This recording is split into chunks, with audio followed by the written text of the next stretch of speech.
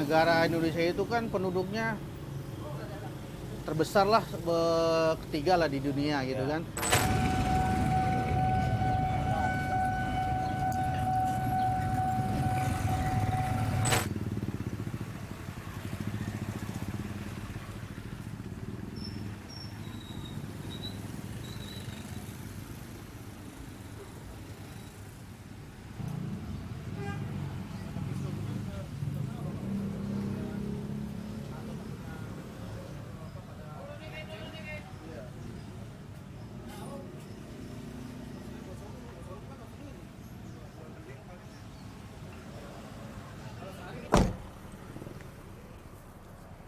Kita tahu, setiap bulannya produsen otomotif mengeluarkan begitu banyak jumlah kendaraan untuk dipasarkan. Berbicara mengenai kendaraan, tentu tidak lepas dari administrasinya. Nah, ngomong-ngomong mengenai administrasi, kali ini saya akan berbicara dengan Pak Rohim. Beliau sudah lama menggeluti bidang biro jasa. Bersama saya Muhammad Taufik, kita perluas sudut pandang.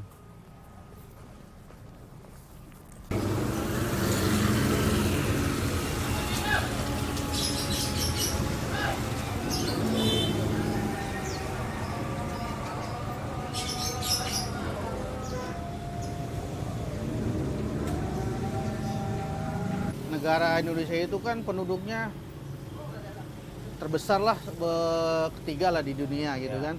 Dan hampir untuk Jabotabek ini setiap rumah itu kadang punya 2-3 motor gitu kan. Makanya tidak aneh kalau misalkan tiap hari ada aja yang orang ngurus untuk perpanjangan ganti plat.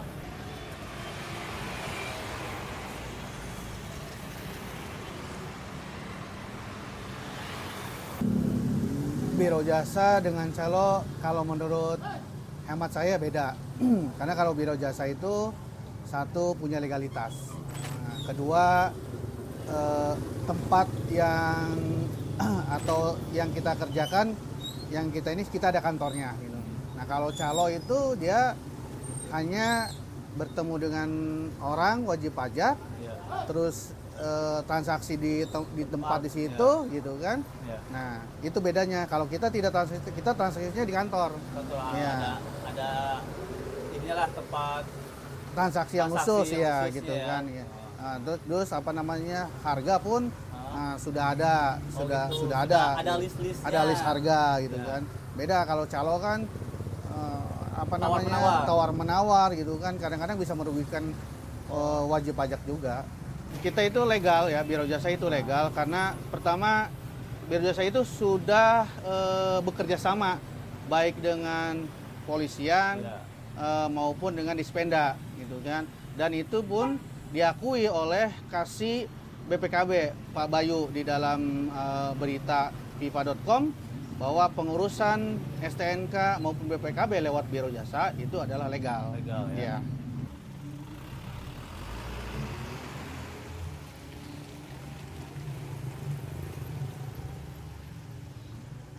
Sekarang kan di Indonesia perputaran kendaraan motor, mobil yang saya ketahui aja motor tiap hari itu ya, itu di satu samsat itu bisa ribuan gitu kan perputarannya gitu kan. Jadi kalau kita hitung-hitung ya tiap hari orang yang ngurus itu udah bisa ratusan ya, bisa ratusan yang gitu. Kalau kita ngelihat di samsat ya, kalau ke saya ya mengurus paling 20-15 orang.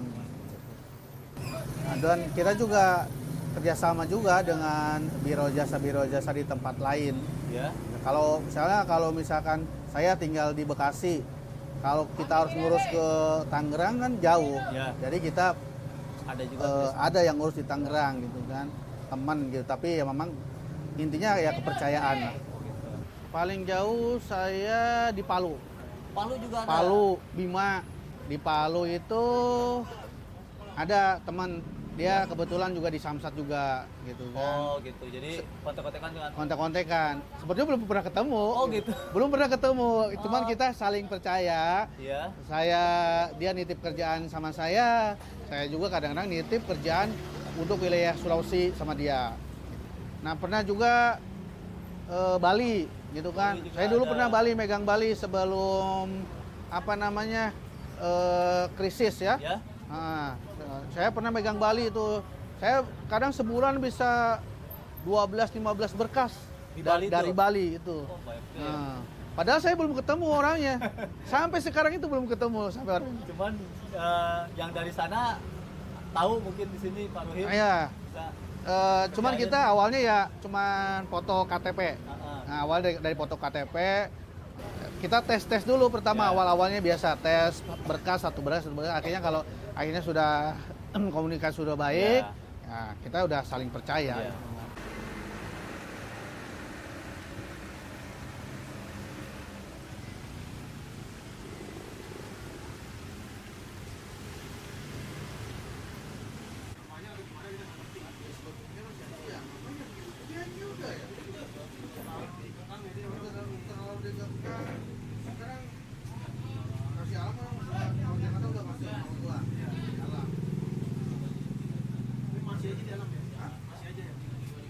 Sudah kalau di sini kebanyakan perpanjangan tahunan, Ya.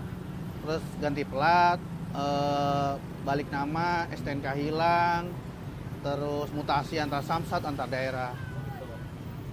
Itu yang paling menurut Pak Rohim nih yang paling susah lah.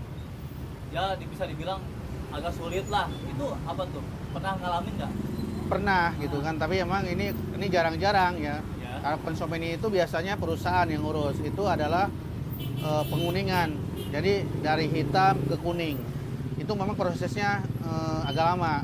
Nggak seperti perpanjangan atau tukar nama. Nah, dia penguningan itu bisa memakan waktu sekitar 1 bulan. Karena birokrasinya tidak hanya di Samsat, tapi di Dinas Perhubungan juga. Oh, berkaitannya sama instansi kepolisian seperti itu ya. Iya. Itu bisa masuk ke situ tuh gimana tuh ceritanya? Ya sebetulnya kita masuk ke situ ya dengan perkenalan sebelumnya. Tidak apa namanya, tidak dengan yang lain. Ya kita kenal, tiap hari ketemu gitu kan. Nah, kalau udah tiap hari ketemu, apa namanya, tidak ada kecurigaan. Polisi, oh berarti ini sudah biasa ngurus gitu kan. Kedua, kita juga pakai ini apa namanya, ID card. ID card. Ya. Beda dengan calo nggak pakai ID card. Kalau nggak punya ID card, dia dapat ID card dari iya. mana? Kalau kita ada ID cardnya, ID card kita ada 3 instansi, dari kepolisian, dari Dishub, sama Dispenda. Oh. Memang ID card kita itu juga ID card resmi, dikeluarkan dari Bank DKI. Selain ID card, Bapak beranak 2 ini pun telah menjadi anggota beberapa paguyuban yang bergerak di bidang biro jasa. Ada solidaritas apa namanya, Timur, Samsat Timur. Kedua, Deptru Timur. Ya. Nah, terus ada Samkobe, paguyuban Samsat Kota Bekasi. Oh. Ada paguyuban Samupus, Samsat Utara Pusat. Ya, supaya apa namanya, kalau ikut paguyuban itu, ketika kita ada sesuatu, ya kita bisa ngadu dengan Bisa. komunitas gitu. Iya. Selama menggeluti biro jasa ini nih, tantangan terbesar tuh apa sih? Tantangan terbesar itu kalau misalkan kita apa namanya, nitip sama orang gitu kan ya, terus aturan kita janji sama orang 2 bulan, Ya. ini udah 2 bulan nggak jadi-jadi. Belum gitu. selesai juga. Belum selesai juga. Ini pernah saya ngalamin ketika cabut berkas dari Sumedang ke Bekasi. Ya. Itu satu ini juga tantangan bagi saya, kalau misalkan berkas jauh, Iya. apa namanya, ketika sudah selesai masuk ke sini, kadang-kadang apa namanya, nomor rangka, nomor mesin tidak sesuai. Akhirnya harus kita balikin lagi ke sana, ke ini. Nah, kadang banyak sih resiko-resiko seperti itu kalau kerjaan yang agak-agak jauh gitu kan, resikonya gitu. Intinya kepercayaan. Ya. Karena ini adalah menyangkut masalah keuangan. Iya, iya. Nah, terus waktu. Ketepatan waktu pun dinilai oleh pelanggan lah ya. pelanggan. Kalau misalkan kita janji seminggu, Nah, 4 hari kita udah selesai. Udah harus selesai, Langsung kita sama Pak, udah selesai nih, Ya, gitu kan, berkasnya Bapak bisa ambil ke rumah. Gitu. Nah, itu juga ada penilaian dari ini, dari Jadi nilai plus ya buat pelanggan. nilai plus gitu kan. Kadang kalau nilai plus itu apa namanya tidak sangat dihargai oleh mereka gitu kan. Iya. Misalkan kita menghargai tukar nama dengan biaya 150.000.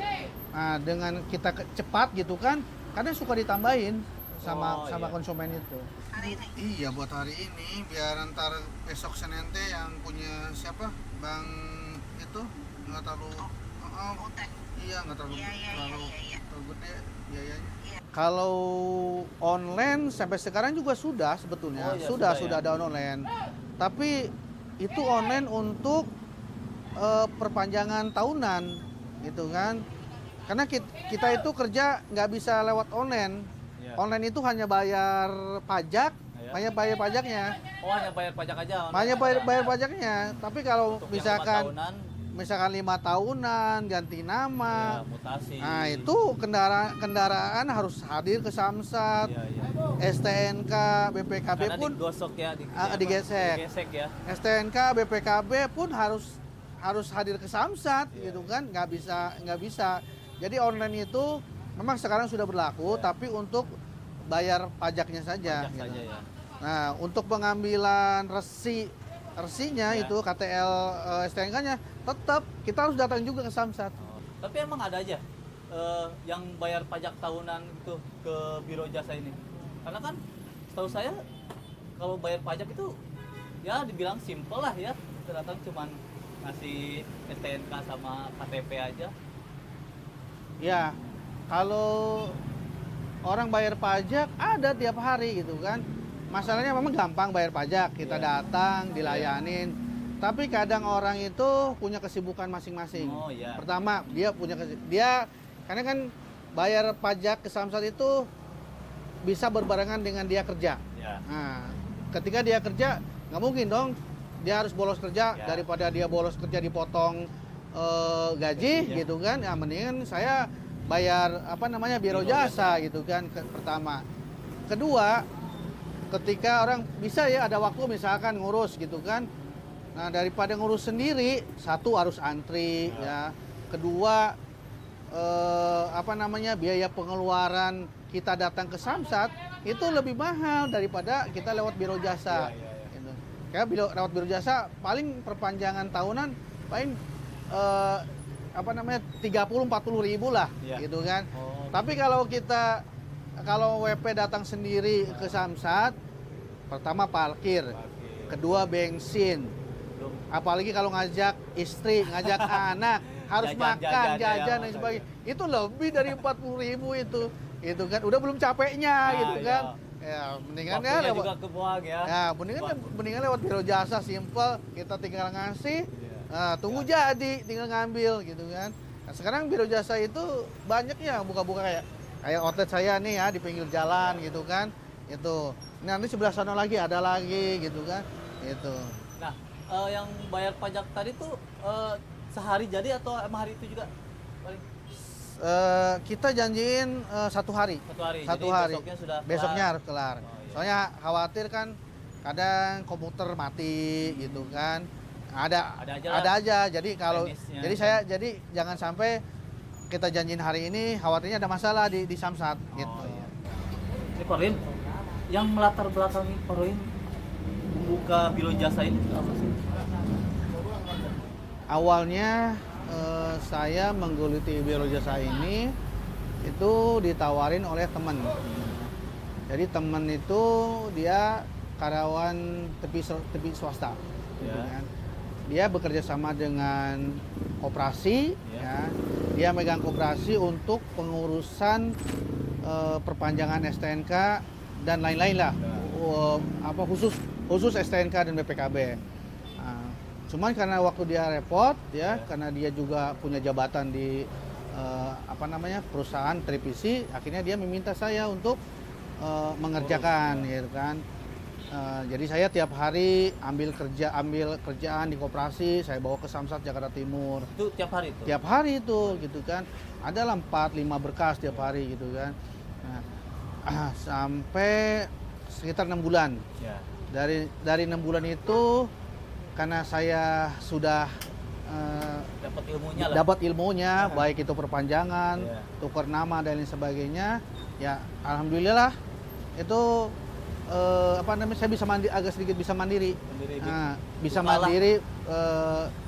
Saya nggak buka, tetap enggak. Kita masih ngeling dengan teman-teman di Samsat, gitu. Kita bantu-bantu teman-teman di Samsat, orang Samsat orang Samsat itu Samsat Timur, ada cabut berkas ke utara. Nah, Pak Rohim nyabut berkasin ke utara, ada nyabut berkas ke Bekasi, Pak Rohim nyabut berkas ke Bekasi. Awalnya dari situ gitu itu kan. Belum buka biro tuh? Belum. Saya buka biro itu udah baru 4-5 tahunan lah. Setelah itu baru bisa buka outlet sendiri itu. Masa pandemi sekarang nih, kita tahu nih usaha-usaha lain tuh kan bisa dibilang turun lah dari segi penghasilan. Nah, kalau biro jasanya gimana? Saya kemarin ketika pandemi bagus, alhamdulillah. Alhamdulillah bagus. Tidak berpengaruh ya? Tidak berpengaruh, malahan agak ada peningkatan. Ada peningkatan. Peningkatannya kenapa gitu? Karena pertama PPKM, diberlakukannya PPKM. Nah, sementara orang tidak boleh keluar gitu kan. Nah, sedangkan usaha saya itu nggak bisa di dalam. Usaha saya itu kan bayar pajak gitu kan, membayar membantu pemerintah juga gitu kan. Nah, jadi kita tidak bisa WFH. Jadi kita harus datang ke tempat atau ke Samsat. Nah, sementara orang itu kan kadang ada ketakutan juga untuk ketemu orang. Ya akhirnya ada, daripada dia ngurus dia, mendingan lewat biro jasa saja gitu kan. Jadi waktu kemarin Covid sih alhamdulillah gitu. Banyak malahan. Sehari itu bisa 40-50 berkas saya kerjain gitu. Kenaikannya bisa berapa persen tuh? Kira-kira? Hampir 100%, Pak. Iya, naiknya 100%. Lebih ini ya. Dan itu bisa cepat kita laksanakan, bisa cepat kita kerjakan. Pertama, jalanan kosong. Kedua, di Samsat pun sepi. Gitu. Jadi hanya orang-orang biro jasa saja yang diizinkan masuk ke Samsat. WP itu dikasih keringanan sama pemerintah sebetulnya. Selama pandemi denda dihapuskan. Gitu. Itu makanya kan WP banyak yang tidak ke Samsat gitu kan. Tapi karena mereka juga orang taat pajak, jadi titip saja sama biro jasa. Oke, Pak Rohim terakhir nih. Kira-kira ada pesan nggak nih dari Pak Rohim? Ya, saya berpesan ya kepada wajib pajak, kalau misalkan ngurus surat, baik STNK, BPKB dan sebagainya, jadi carilah biro jasa yang resmi, yang bisa dipercaya, jangan lewat calo. Gitu kan. Karena kalau lewat calo kita tidak tahu, temu sesaat saja, gitu kan. Ya, ketika berkas sudah diurus, gitu kan, khawatirnya dibawa kabur, gitu kan. Tapi tidak tahu orangnya itu di mana. Nah, itu gitu. Kalau kita biro jasa resmi, sudah jelas tempatnya, gitu kan.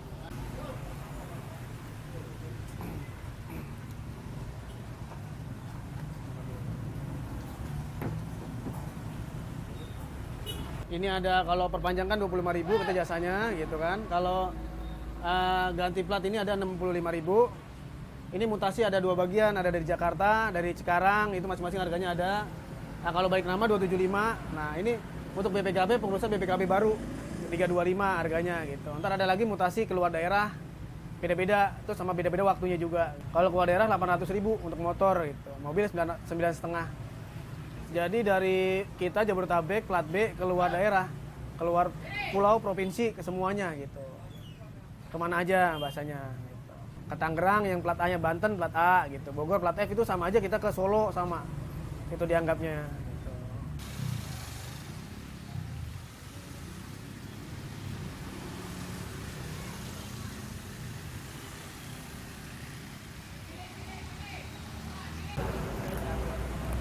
Pajaknya 505.000, jasanya 25, asuransi 10.000. Jadi kurang lebih habisnya 540-an. Gitu. Jadinya hari Selasa ya jam 11. Kalau saya buka itu jam 8 pagi, tutupnya jam 8 malam. Hari Senin sampai Sabtu buka, liburnya hari Minggu. Tuh, sama tanggal merah.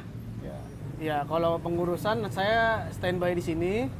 Standby di sini nanti ada teman yang ngurusin, bahasanya kayak kurir gitu, yang antar jemput gitu. Kalau kita standby terus di sini, melayani konsumen. Kalau biasanya sih perpanjangan STNK yang tahunan, terus ganti plat, balik nama juga banyak, mutasi banyak sama gitu. Karena sekarang pemutihan, jadi banyak yang balik nama gitu. Ada gratis. Ya ini ada yang balik nama, ada yang perpanjang. Biasanya kalau balik nama dia ntar ininya baru, tahunnya baru. Jadi pajak kendaraan dimulai baru dari awal seperti kita beli dari dealer gitu ya, kendaraan baru. Tapi kalau perpanjang aja 5 tahun sekali, misalnya 2023 ntar jadinya 2028 gitu, per 5 tahun jadinya gitu. Jadi seperti ini ntar diperbarui 5 tahun ke depan.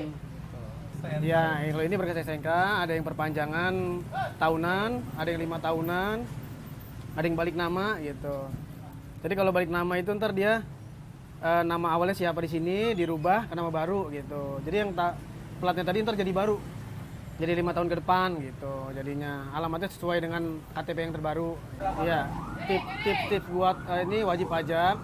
Kalau bayar pajak usahakan jangan lebih dari 5 tahun. Jadi takutnya nanti dia kena keblokir oleh pemilik awal ya. Nah, jadi biar mempermudah wajib pajak itu memperpanjang pajaknya gitu. Nah, terus kalau bisa, kalau setelah beli kendaraan second atau gimana itu kan bukan atas nama dia, itu dibalik nama langsung gitu. Supaya mudah untuk perpanjang tahun depannya.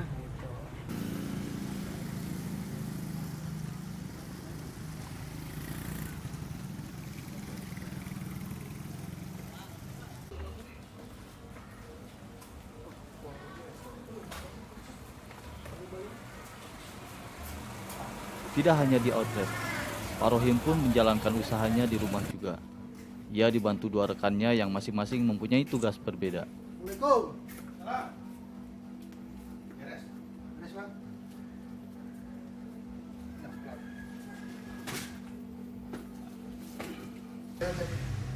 Belum banyak.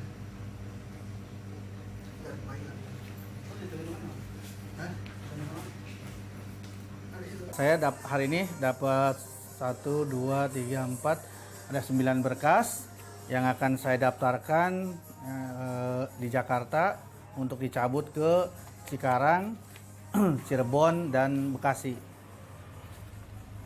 Ini bekas yang ke Bogor, sudah siap kirim juga. Ini berkas ke Bima, ini ke Bengkalis, Riau. Kalis Riau, ini ke Madiun.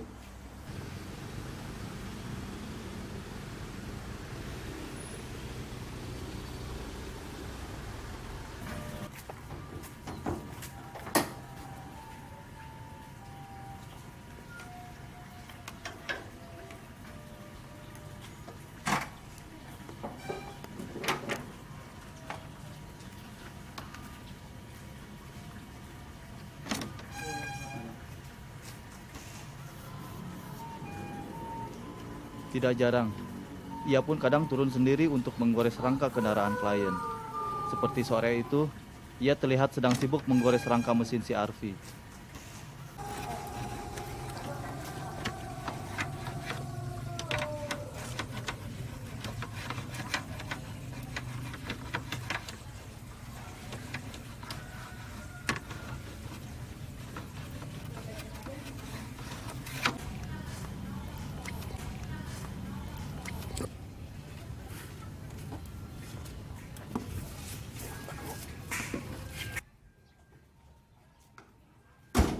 Saya sangat terbantu dengan Biro Jasa karena untuk mengurus perpanjangan STNK kendaraan-kendaraan saya itu dengan kondisi kerja kan agak kurang untuk waktunya. Dengan adanya Biro Jasa ini sudah sangat membantu. Apalagi proses cepat, tidak ribet, dan hasilnya juga sangat cepat juga. Kalau calo sendiri itu kan ada di tempat, di lokasi ya. Di lokasi ini dia ketika kita datang biasanya akan datang untuk mengenalkan diri. Sedangkan kalau biro jasa itu resmi, mungkin punya kantor di tiap daerah pasti ada tempatnya, ada kantornya. Jadi kita bisa menemui kantornya gitu. Sementara kalau calo kan mungkin tidak ada kantor-kantornya.